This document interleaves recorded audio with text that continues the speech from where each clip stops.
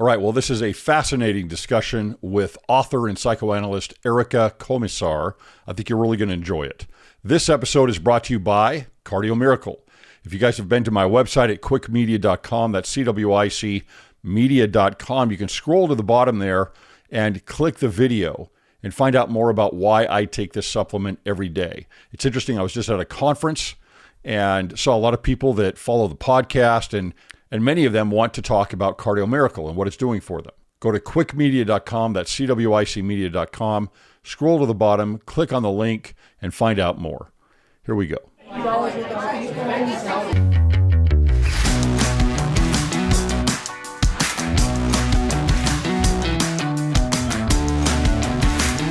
All right, welcome to Cwic Show. My name is Greg Mattson, and I am your host. In this episode, our guest is Erica Komisar. She is a clinical social worker, psychoanalyst, and parent guidance expert, and a graduate of Georgetown and Columbia University. She's been featured on Wall Street Journal, Good Morning America, Fox and Friends, CBS News, CBS New York, and other media outlets. Welcome, Erica.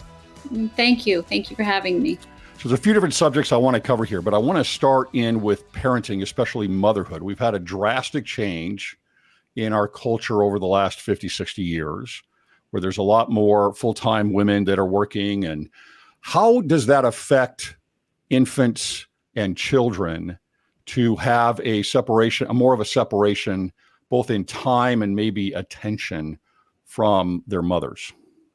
Well, the first 3 years is considered a critical period of brain development. And what that means is that infants and toddlers are neurologically fragile in the first 3 years. So by 3 years of age, 85% of the right brain is developed, the social emotional part of the brain, which is responsible for things like emotional security, emotional regulation, management of adversity and stress. So all the things that we like to call resilience are really sort of created in the first 3 years through the safety and the security that's provided by your primary attachment figure.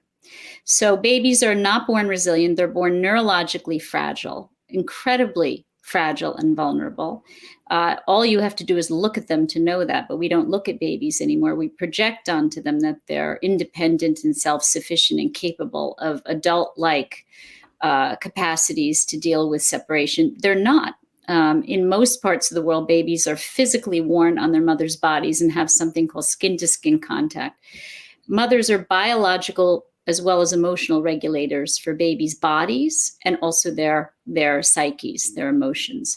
So it's in that 3 years that mothers perform this incredibly important neurobiological function, which is they provide babies with a sense of safety and security in the world that lays down the foundation for them to be mentally healthy in the future after 3 years of age. And so what we've done is we've rewritten the story to our liking as opposed to what it actually is in truth. And that's true of a lot of things today, is that fiction sounds better than fact. And the fact is that we are not actually caring for our children. We're actually neglecting our infants and toddlers by going back to work quickly and leaving them without that primary attachment figure, or even worse, putting them into daycare, which is institutional care away from their primary attachment figures with ratios of 5 or 8 children to one caregiver, who is neither providing them with emotional security, nor are they buffering them from stress. And so our children are creating pathological defenses to cope with the separation so prematurely, and going into childhood and to adolescence and into adulthood at a disadvantage, because without that emotional security that is provided in those first 3 years by your primary attachment figure, the longitudinal studies on attachment say that if you're not securely attached by 3 years of age, you will not be securely attached 20 years later. So, and now it's even more than 20 years. So the idea is that we are sending our children out into the world with attachment disorders, which is a disorder of attachment, which leads to things like ADHD, depression, anxiety, behavioral problems. A lot of the things that we're seeing are the result of how we raise our children. So I was going to get to that, but I want to back up first. Is there a development of this connection, I'm guessing, is some type of a neurological bond that is created. Is that something that exists in the womb? And then is there actually some type, obviously there's a trauma at birth, but is there already some type of a separation that's already existing? And so there's a search for that bond by the baby? So babies do know their mothers when they come out. They know them through their voice because they can hear. They know them through their scent because we're mammals and we use our smell. We use our senses to find our mothers, sort of like puppies are born blind and piglets, and they find their mothers through scent. So through the smell, through the sound of their voice, we know our mothers. Babies turn to their mothers when they're born. That does not mean, however, that if you adopt a baby, you can't attach to that baby. But it's much easier if you're the biological mother because you have all of the biological markers for the baby to attach to. Babies come into the world not attached, but with the receptivity to be attached. So in other words, with the ability to attach generally if they're healthy. So that baby has an easier time, obviously, attaching to their biological mother, but it doesn't mean that if a baby is given to an adoptive mother who is a sensitive empathic nurturer, the research shows that adoptive mothers can produce oxytocin, which is the love hormone, the bonding hormone, that they can produce a lot of the same hormones as natural mothers. But that doesn't mean that it's not better for a baby to have a biological mother. It's obviously easier. Also, breastfeeding is a very important, people think that breastfeeding is about breast milk. And breastfeeding is about breast milk. Breast milk is important. It's got a lot of immunological properties in it that make it important for babies. But that's not why breastfeeding is important for babies, really. It's important because it is through breastfeeding, mothers produce oxytocin, this bonding hormone. But they also, it's skin-to-skin contact. So it's a way to thoroughly attach securely to that child. It's the best way. So, we'd still say breast is best. But yes, a baby has a unique biological connection to their mother. So if there's separation with a young mother, yeah, that is going to produce stress. Yes. So I'm guessing, is there cortisol that's being produced by the baby? Actually a physical reaction to this, apart from, we could say emotional and separate that, although they're combined. But is there a physiological occurrence for the baby? Is something happening to the baby? So babies that are put in daycare have higher levels of salivary cortisol. So yes, there's higher levels of stress hormones. And the thing is that babies produce oxytocin. So babies produce oxytocin, mothers produce oxytocin, and babies produce oxytocin. It bonds them together. It's like the glue has to be on. The babies have oxytocin receptors, sort of like pitchers and catchers in baseball, right? The mothers pitch the oxytocin. The babies have to catch it. The more the mothers pitch it, the more the receptors develop in the baby, and the baby can catch it. And so, this back and forth between the mother and the baby, that's so very, very critical. It can only happen if the mother's there. But what we know is that the cortisol has an inverse relationship with oxytocin. What does that mean? The more oxytocin in the mother and the baby, the lower the levels of cortisol in the mother and baby. The higher the cortisol, the lower the oxytocin. So it works like that. So we want lots of oxytocin that's why we have skin-to-skin contact with babies. That's why mothers in other parts of the world carry babies on their bodies for the first year, first on the front, and then when they get too heavy, on the back. And the reason they do that is it keeps their cortisol levels down. That baby feels safe. And the thing about it is that it's not just about the cortisol. It's about the baby has a constant source of regulation of distress. So there's a researcher named Judy Mesman who works in Holland, and I interviewed her for Being There, my book. And she told me that babies in other parts of the world that are under the age of 1 don't cry. They don't cry very much. But babies in the Western world, where we've projected onto babies that they're very independent, and we send them to daycare and we hand them to strangers and we put them in bassinets in the other room from us and we close the door and let them cry. These babies cry miserably and are in distress much of the time. So Western babies are more in distress than babies in other parts of the world. That's fascinating. Mm-hmm. I mean, really, so it's not just that's definitely a socialization. That's definitely a cultural issue then, where the Western world is producing crying babies as compared to the rest of the world. What you keep saying that we're projecting on to babies that they're independent. What really is happening with them? I mean, in your research, what is going on in the mental and emotional development of a baby that makes it so important for us to at least to be aware of where they're at and how important their development is? Because oftentimes, I mean, you think, well, it's just a baby. I just have to feed it and change its diaper and everything's going to be fine until it can talk. Right. What is going on in the development of the baby early on? So again, what's developing is a sense of emotional security, and that's critical for the future. Neurogenesis is what's happening. So it's cell growth in the right brain.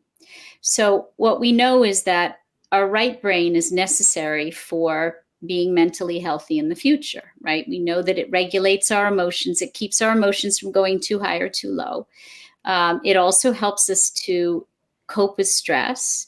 It helps us to function socially in the world. It helps us to connect with others deeply. It helps us to be able to read social cues. It's very important for executive functioning and judgment, and so many things live in the right brain, right?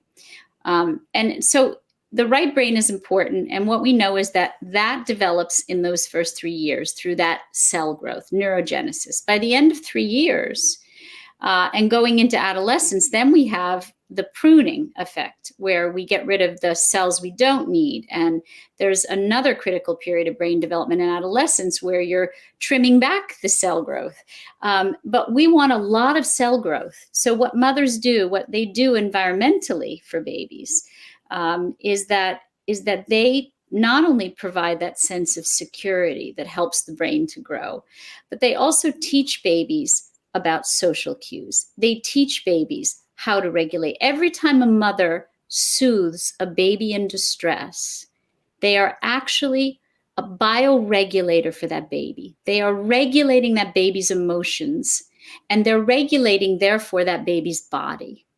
And so it's keeping the baby. So think about not wanting to, with our emotions, be like in the Pacific or the Atlantic on a sailboat.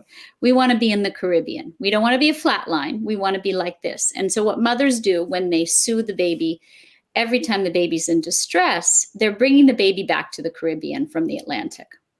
Mm-hmm. And that's critical, because it isn't until 3 years that baby can internalize the ability to start to regulate their own emotions. That safety that they feel, that they know that they're so vulnerable, and that the person that they rely on for everything, the center of their universe, is there for them. When babies become toddlers, they start to explore the world. They start to explore the world through play, physical exploratory play. But they look back to their mothers and do something called rapprochement, or emotional refueling, which is they check in with their primary attachment figures, usually their mothers, to make sure that they're safe. Sometimes they'll look back. Sometimes they'll toddle back and get a hug, and then they'll go off and explore again. But what gives them the courage to do that exploration is that they know that their mothers are there and providing them with a sense of, their mothers are like the maypole. The maypole where, people dance around the maypole, but there's a maypole. It's the center of their gravity. It's the center of their universe. And when we take that away from them, they are literally forlorn, they are lost, and they are without that center of gravity. All right, so let's project forward here and look at these infants, children that have had, a trouble in this. They're detached, right? They're detached more from their mothers. The mothers have put them in to daycare. They don't have that maypole, so, as you say. that's with them all the time. What happens later on in life? You said that they still in 20 years down the road are not going to have the development that they need because they didn't get it as babies. Is this part of or all of perhaps the reasoning behind the spike in mental illness today in teenagers and young adults? Well, as Gabor Mate says, he says there's two reasons why our children are breaking down, and I agree with this assessment. One is how we're raising them, and two is what we're exposing them to. And so the foundation of a person's personality and the foundation of their ability to regulate their emotions in the future happens in the first 3 years. So if we're abandoning them and neglecting them in the first 3 years, which is essentially what it is when we give them to strangers, when we are not providing them with a primary attachment figure, it is a kind of neglect. That's a harsh thing to say, but it's true. And so why not say the truth? And when we neglect children in the first 3 years, they don't develop the same foundation in their personality that allows them to cope with stress in the future, right? We have to have shock absorbers on a car to deal with the bumps. You're not giving them the shock absorbers. That doesn't mean that it's not going to be hard, because life is hard for kids now, much harder than it used to be. People think, oh, helicopter parenting and so easy for them. No, it's not. They live in a very harsh world. They live in a world with lots of scary things. They live in a world that's highly pressured. They live in a world with technology that's destroying their brains. So, they live in a world with cyberbullying, the likes that we have never known, because bullying was schoolyard bullying. Bullying was prank phone calls. Bullying wasn't people going on the internet and telling hundreds, if not thousands of people something terrible about you, or showing a nude photograph of a teenage girl, or, these are things that not only destroy reputations, they destroy kids. I mean, So, we have drugs that are stronger than ever before. We have legalizing marijuana, which is toxic with 38% THC in it, that's making kids have psychotic breakdowns. I mean, I could go on and on. It's a very hard world to live in. So if you're going to put your kid out into this world, you better give them the best possible foundation you can give them in the first 3 years. Otherwise, you're sending them out into the world with half a deck. So that's a good point. But here's the question I have then. Early on, the babies need that bonding. I mean, it's the supreme focus, right, is for those babies. But we also have an issue with resiliency. So if that is a problem with the resiliency down the road, how do you balance? I'm sure you're aware of Jonathan Haidt and what he's done and the work that he's done on safetyism, the helicopter parenting, not letting your kid go more than 5 feet away from you, right? I know Jonathan, yeah. Yeah, so you've got this, you want almost to be a helicopter parent, at least for those first 3 years with the baby really close to you. But down the road, you need them to build resiliency. How do you balance that, and when do you do it? So right now, I say the world is there's a show called, what was that show on television where they talk about the upside down world? We're in the upside down world right now. Stranger Things. We're in the upside down world. What does that mean? We treat very young children as if they're much older and capable than they are. We treat older children as if they're not capable and don't allow them any freedom or free play time, as Jonathan says. And I always say that play is how children learn. And so we reverse things. We need to reverse it back. We need to reverse it back to a world. It's not as if there were ever the good old days. Parents were never perfect, but there was a better understanding that when children are little, they need to have their parents. And as they get older, incrementally, they need some freedom. And that means freedom to play. So what we've also done is we've strapped them into an academic system that starts with circle time and letters and numbers and reading as early as 2 years old. And that's not normal for children. Children are not meant to learn cognitively before their social emotional development is well on its way. Think of it as socks and shoes. If you put on your shoes before your socks, it's generally not done. So our socks are our social emotional development that helps our cognitive development later on. We need to be social emotionally developed so we can deal with frustration when it comes to learning. So we're also creating a world in which children don't play. They work academically.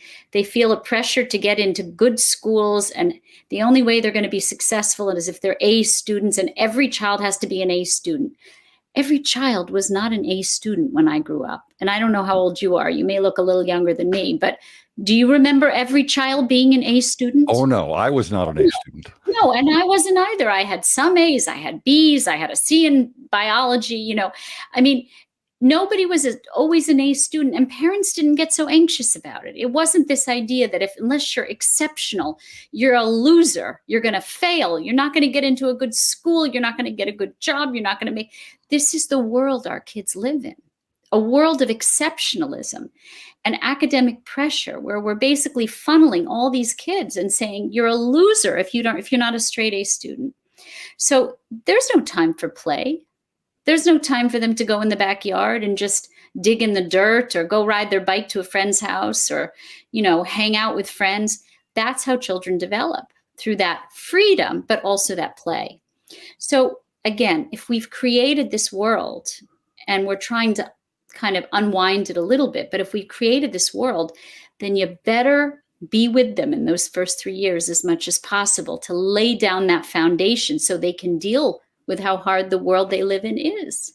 So why do we have an academic system like this then? I am very frustrated with the academic system. I think it has become the center of our lives. It is not necessarily, you can go through all the way through university, get a graduate degree, get a PhD, and you still may not even be ready for life. It's why are we so centered around this? And why aren't people like you involved in the academic world where we can look at the data and say, hey, this is how the kids need to develop? Why is there such an imbalance of what we know about childhood development and academia? Well, I think the world became a more competitive place. There's more, I always say, more mice fighting for the same cheese. And I suppose that's a good thing, right? In a way, more children have access to success, more minority children, more people from different socioeconomic backgrounds that may not have had access to things like college and jobs where they had access to socioeconomic status. And, so in a way, the world became a more competitive place. So it was inevitable that some of this was going to happen. But what we forgot is that there's many ways to be successful, and that it's not always having to be funneled into the same kind of, as you say, education, the same kind of job prospects. There's many different kinds of jobs and many different ways to be successful. So, we got it in our heads as a culture that there's really one way. They have to go to the best possible college, get the best possible college degree, and then get the highest level, job in an office. And the truth is that, you don't need to go to college to be, plumbers, electricians, welders, they don't go to college, they go to trade schools, and they do as well financially, if not better, than the kids that are getting out of college, many of them, and not able to find jobs. So we've distorted things. And by distorting it, I mean, we've created one path to success, right? And again, instead of telling our kids, you don't have to be the best at everything. You can be good enough, and you can come out of school and find your way. And there's lots of good schools, and you can find a career that suits you. There isn't one funnel you have to go into, right? So I really think we're doing our kids a great disservice. And I am involved in education. I'm a judge for something called the YAS Prize, which is a wonderful, wonderful thing. It offers charter schools, these very creative entrepreneurial schools that are trying to break the mold of this and trying to individualize education for children and not pressure them as highly, but help them to find different ways of succeeding. So I am involved, but would I like to be more involved? Sure, but it's this is the world that our kids are living in. So would you say the schools are actually being pressured then by the parents to change? Absolutely. Because it would be the parents that would be pushing this for the competition, right? As compared to, because it seems to me like there's already the systems in lower education, right, K to 12, are mostly put together by education experts, not by parents. Well, it's a combination of parents pushing the schools because parents see success as being a straight A student, but the parents also have been fed a bunch of malarkey too about this, right? It's parents, but it's also the educational institutions because their reputation depends on getting these kids into the best schools. So it doesn't matter if you're in a public school in Iowa or if you're in a private school in New York City, the schools bank their reputation, on how many kids get into which schools across the country.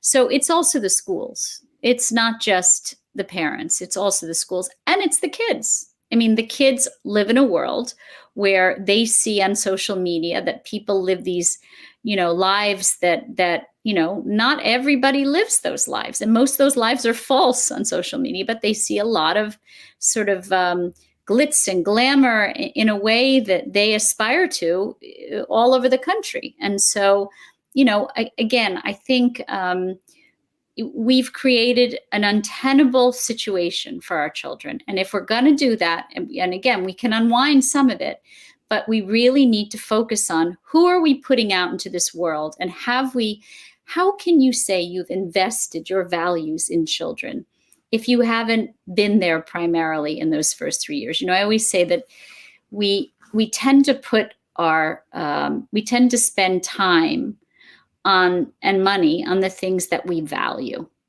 And, we're leaving our children at a very young age. How can we say we value them above everything else? Now, I fight for paid leave in this country because it could sound elitist what I'm saying, because many people can't stay home with their children because they're fighting to pay the rent and buy food for their families, right? So in that case, I write the books that I do and the articles I do in order to influence the government to have a year of paid leave and another 2 years of part-time or flexible work for mothers or primary attachment figures. Because unless we have paid leave in this country, conservatives love my message and liberals fight me on it. Because it sounds anti-feminist, right? Which it isn't, but that's what they say, right? Because what I'm doing is I'm favoring children over women, right? But in the end, no woman is happy if her child is ill, right? And as we say, you're only as happy as your least healthy child. Well, and half of those childs are women. Those children are women.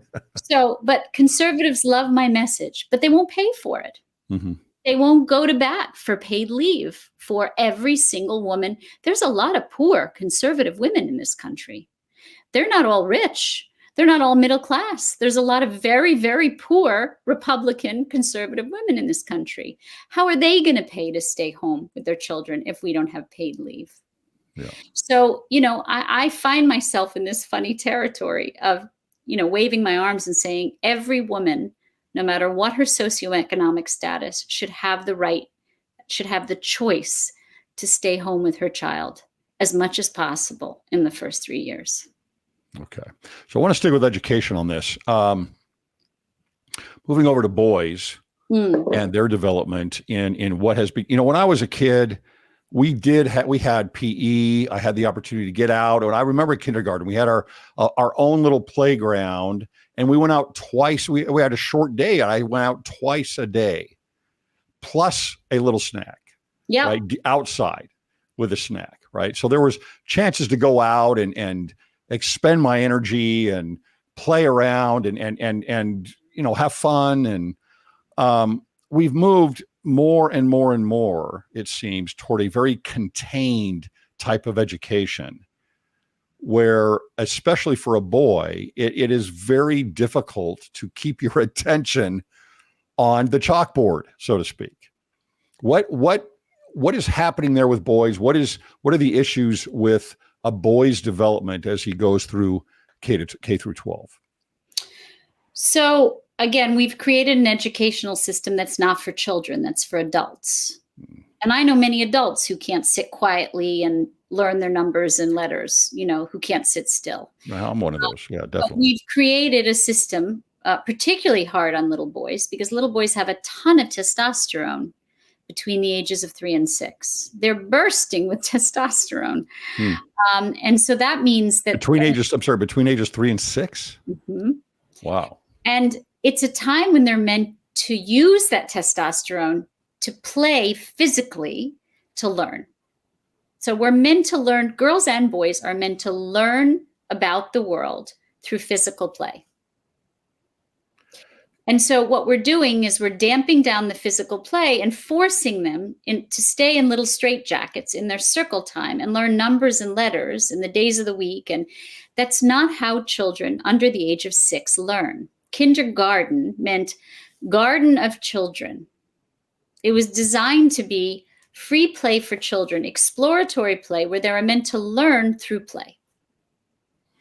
And that's at 5. So, the idea that we put children into preschool now, as early as 2 years old, that's not preschool, that's daycare. School starts at 3. 3 is when children start to interact with one another through play. Otherwise, they're just doing parallel play. And up to 3, they really need to have a primary attachment figure as present as possible. If not a primary attachment figure, a surrogate attachment figure like a nanny or a grandmother, an aunt, but the idea that we put particularly little boys in these straitjackets, it causes them to be very stressed out. Now, what happens when they get stressed out? They go into fight or flight mode.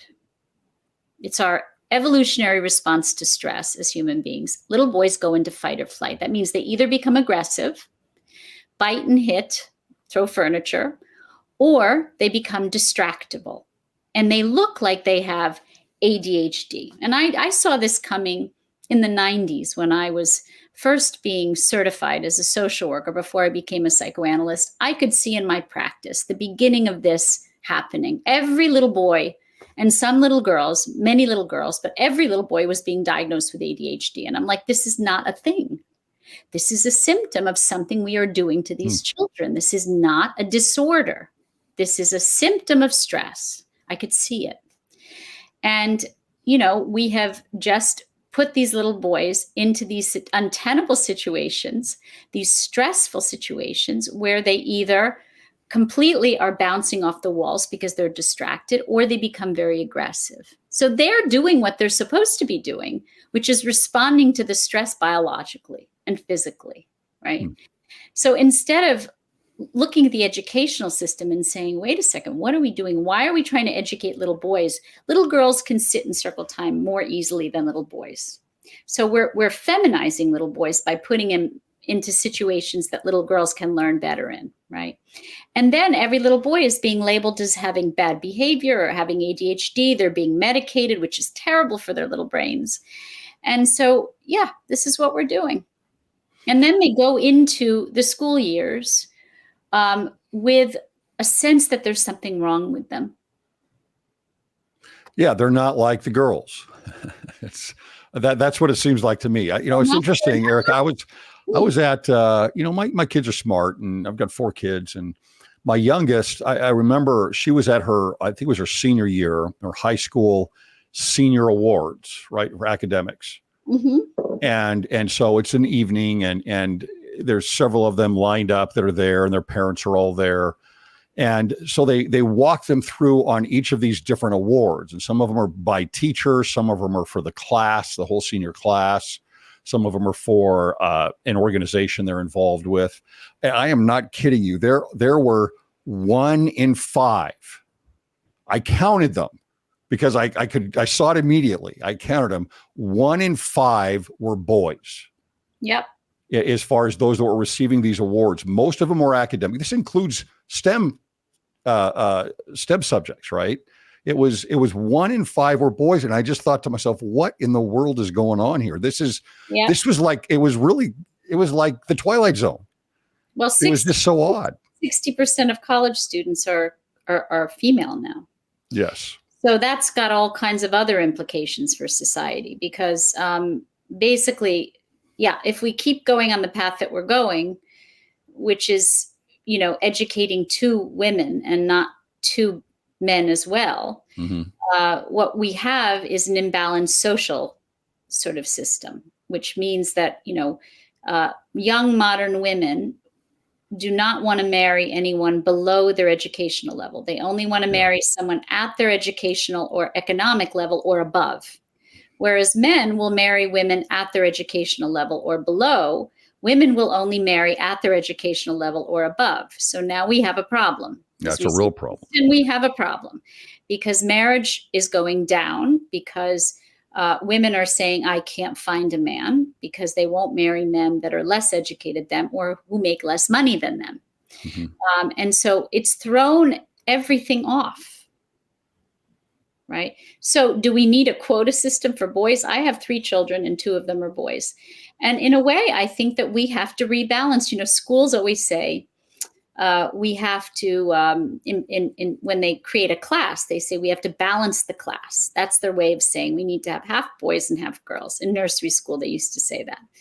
I think we need to rebalance college classrooms, and high school, and, you know, to have half boys and half girls. I think we need to do it. We may need to create a quota system for boys. Well, you know, I know there's been some introspection, let's say, by the education institutions, but it's still growing. I mean, I think the last number I saw was for graduate degrees. I think women are now pushing 63%. Yeah. In the graduate schools. Yep. It's that's a social disaster. It's a social disaster. So then what you have is women having babies on their own. When single mothers by choice is a huge happening in America.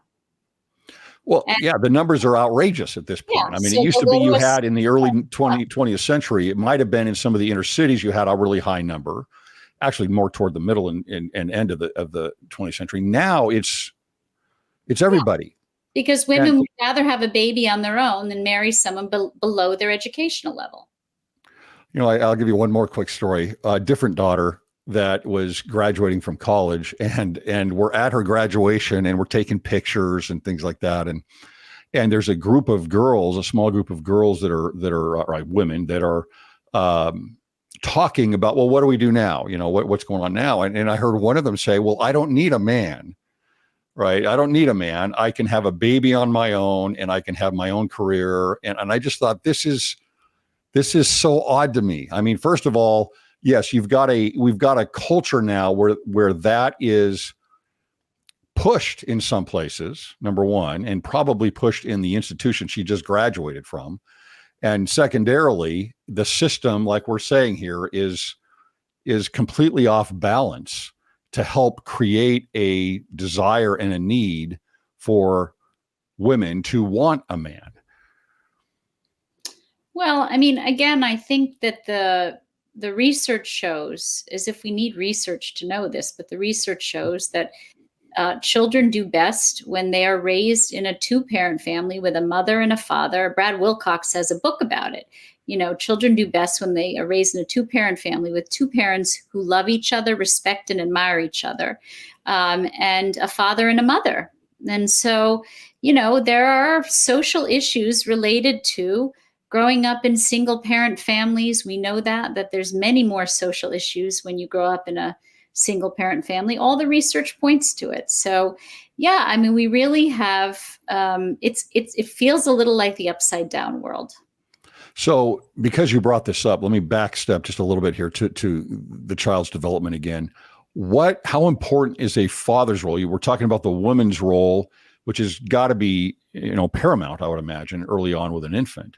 But how important is a father's role in the home with children? And does that start after 3 years old more than it does before 3 years old? So fathers are incredibly important. You would say they're as important as mothers at a different point in a child's development. Fathers regulate different kinds of emotions than mothers do. Mothers help to regulate fear, distress, sadness. Fathers regulate aggression and anger. So when little boys don't have fathers around, they often have more behavioral problems, more signs of aggressive behavior, because they don't have that roughhouse play that fathers play with them. It's how fathers teach boys about how to regulate aggression. And by modeling how to regulate aggression. So they regulate aggression. They also, very importantly, help with separation. So what we're seeing is a lot of these single mothers by choice, and in single mother families, boys don't separate. They don't learn separation because fathers are really important when it comes to separating. Separating happens at about 18 to 20 months, the beginning of it. So fathers become really important at about 18 to 20 months because they encourage children to play. Fathers are the objects of play.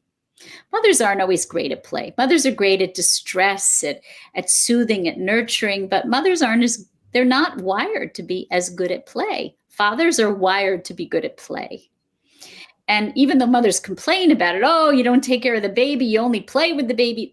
That's what fathers do. That's what they're good at. That's why children benefit from fathers. So that play is very educational for children. It's very important for their development. But it doesn't really become as important until about 18 to 20 months when they start to seduce babies away from their mothers a little bit, just a little bit. And by 3, then they're able to sort of toddle off with their dads and do lots of stuff. And, until 3, they still really need what we call the sensitive empathic nurturing of the mother. But fathers are important in terms of separation. So when children don't have fathers, they suffer a lot. I always say that mothers and fathers are separate but equal. And when we try to make them into the same, when we try to do this gender neutral thing, which is that they're interchangeable, fungible, like socks in the dryer. You put the right sock on the left foot and it doesn't matter. It does matter. It does matter. What influence do fathers have on girls in the home? So much. In terms of the first romantic attachment a little girl has is really to her mother. Every child's romantic attachment starts with your mother, but her first heterosexual attachment starts with her father, right? Her first romantic attachment starts with her father, with the opposite sex. So if fathers are not around enough, if they're not interested enough, if they're not if they don't admire their daughters and play with their daughters, and then daughters don't feel special. And then they go out into the world seeking that feeling of feeling special, often acting it out in some way, but looking for that kind of love. So fathers offer little girls a model of what the future could be, of a healthy connection, a healthy heterosexual connection. So very important. And there is research to show, a man named Tim Rarick, he's at Brigham Young in Oregon, I think. He talks a lot about this, how fathers are so very important to daughters in terms of, girls that don't have healthy relationships with their fathers tend to get into more abusive relationships with men.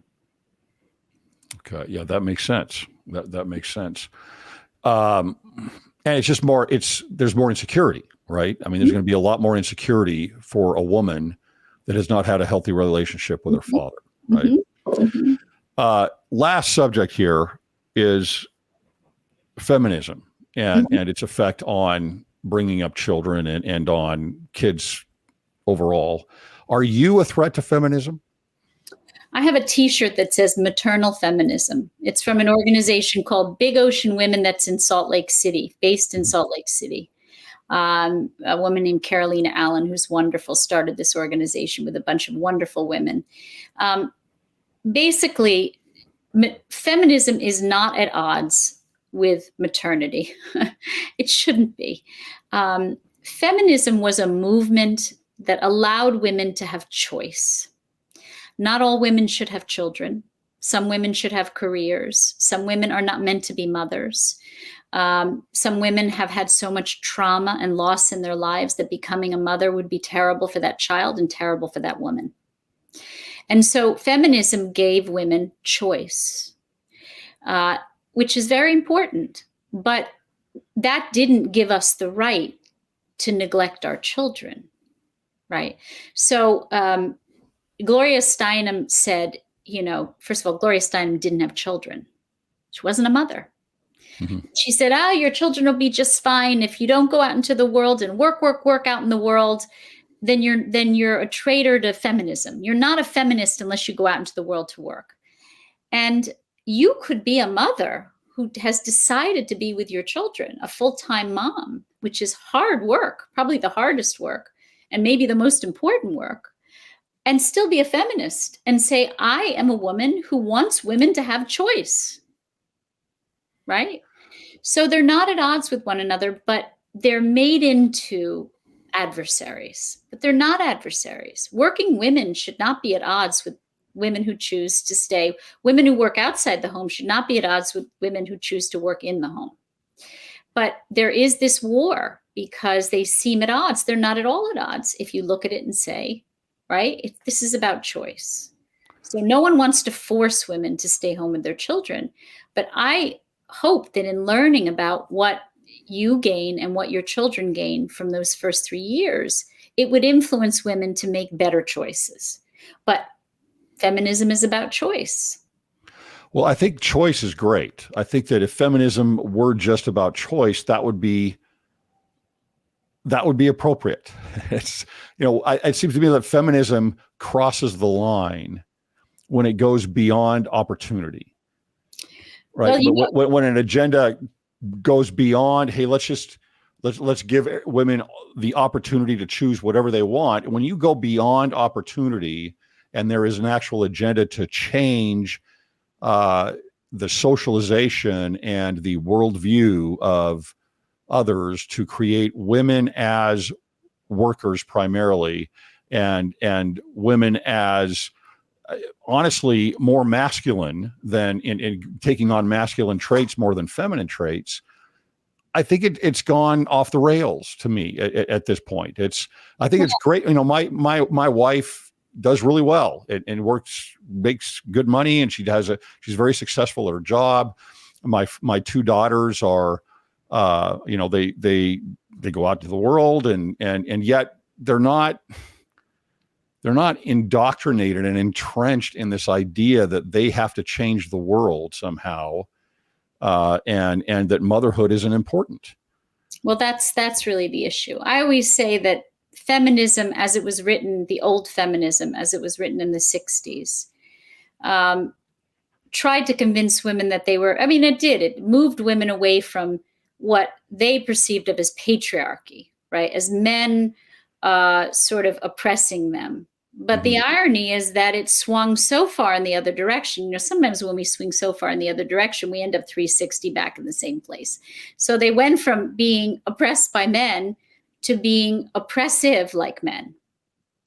And so they ended up being the patriarchy. So women have incredible gifts to be, they have incredible social, emotional intelligence and the ability to multitask and things that they're nurturing. They have things that are strengths that can be used. But instead, it became a competition to see who could be a better man. Instead of saying, we want to be the best women, and maybe that meant that women who were doctors, who got their training as doctors, could then take off time when they had children and then work part-time so they could be with their children a lot, but still be professional women and care for other people. And, but the concept that it went from patriarchy to being the patriarchy, and that's where it went wrong. But we still value the movement. It just went too far. So we need to balance it. It's not balanced now. Yeah, it's not balanced. I was listening to, I'm sure you know who Megyn Kelly is. I'm listening to her, and this was several years ago, and she was at the height of her career. And she's saying you can have everything. And, because she's a mother, I don't know how many kids she had at the time. She's got this very high stress, high demand job of being on the news. And I thought, okay, well, maybe you can have everything. Maybe she's someone that has that high capacity to really be able to do all I know women like this. I do know women like this. You can have everything, meaning you can have everything in life. You just can't have it all at the same time. So you're going to give something up. You got to give something up. And usually if you're that intensely involved in your work when you have young children, you're giving up your children. That's the bottom line. So it doesn't mean you can't work when you have children, but you probably aren't going to be putting so much intensity into your work. Think of it like this. Either your children are your main outfit or they're your accessory, right? Which is your accessory, your work or your children? When you have young children, your work should be your accessory and your children should be your main outfit, not the other way around. Mm-hmm. Yeah. You see more and more of this happening where children out in social media, somehow they're kind of like their pets. Let me put them on the stage here and show people on social media what my kids are like and kind of like their puppy or something. But last question. So we're feminizing boys and we're making women more masculine. What is this going to result in? Well, it already is resulting in a kind of upside down social structure. And I think, as we've already discussed, men are, feeling depressed and lost, many young men in society. Women are not choosing to be in committed relationships. Young men are not choosing to be in committed relationships. And, young women are having successful careers and having children on their own, but it's killing the family structure. So that will be the result. All right. Well, Erica, I appreciate your time and all your research and experience. You are a wealth of knowledge. Where can people go to learn more about you? www.komisar, KOMISAR.com. And you can buy my books there and read articles I've written and listen to podcasts and reach out to me if you want to for treatment. Okay, to the audience, you need to do that. She's got some great stuff. Erica, thanks so much for your time. Thank you.